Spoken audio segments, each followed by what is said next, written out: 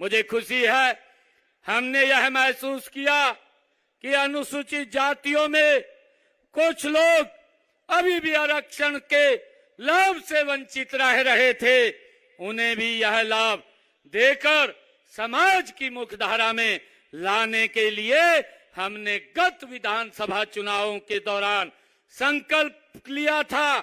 हमने कहा था कि वर्गीकरण करने का जो वायदा हमने किया था हम उसको पूरा करेंगे।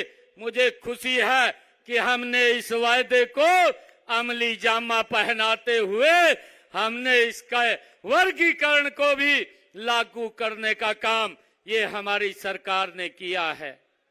भाइयों, मुझे खुशी है कि हर सरकारी सेवाओं में सीधी भर्ती में हमारे अनुसूचित जाति के लिए आरक्षित 20% कोटे में से आधा 10% कोटा वंचित समाज अनुसूचित जातियों के उम्मीदवारों के लिए भाइयों आरक्षित किया गया है।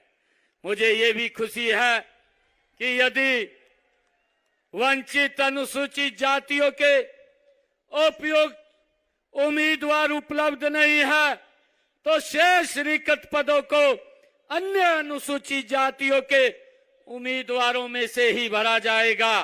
यदि अन्य अनुसूचित जातियों के उपयुक्त उम्मीदवार उपलब्ध नहीं है तो शेष रिक्त पदों को भरने के लिए वंचित अनुसूचित जातियों के उम्मीदवारों पर ही विचार किया जाएगा।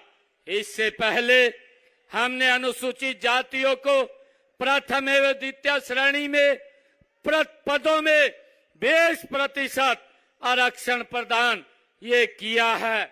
मुझे खुशी है कि हम महर्षि वाल्मीकि जी और संत कबीरदास जी, संत रविदास जी महाराज और बाबा साहेब अम्बेडकर जी जैसे महापुरुषों के विचारों का प्रचार करने के लिए प्रमुख शहरों में समरसता विरासत केंद्र स्थापित करने का निर्णय भी हमारी सरकार ने लिया है। भाइयों, मुझे खुशी है आज आप लोगों के बीच में ये भी बात बताते हुए कि हमने यह सुनिश्चित किया है कि प्रदेश में 50% सफाई ठेके सफाई मित्रों और उनको समूहों को ही दिए जाएंगे, उससे बाहर नहीं जाएंगे। हमने सफाई कर्मचारियों के हितों को रक्षा के लिए हरियाणा राज्य सफाई कर्मचारी आयोग का गठन भी हमारी सरकार में किया गया है। हमने तीसरे कार्यकाल में सफाई कर्मचारियों का वेतन जो 16,000 से 17,000 रुपए था अब उसको बढ़ा करके 26 से 27,000 रुपए करने का ये संकल्प ये हमारी सरकार ने लिया है। हमने ये भी निर्णय किया है कि सफाई कर्मियों की ड्यूटी पर अगर मृत्यु होने की स्थिति में 5 लाख रुपए सीवरेज में काम करते हुए अगर दुर्घटना हो जाती है तो 10 लाख रुपए बीमे का प्रावधान भी ये हमारी सरकार ने किया है। हमने एजेंसियों के माध्यम से कार्यरत 5,000 से अधिक कर्मचारियों को संबंधित पालिका के रोल पर लिया है।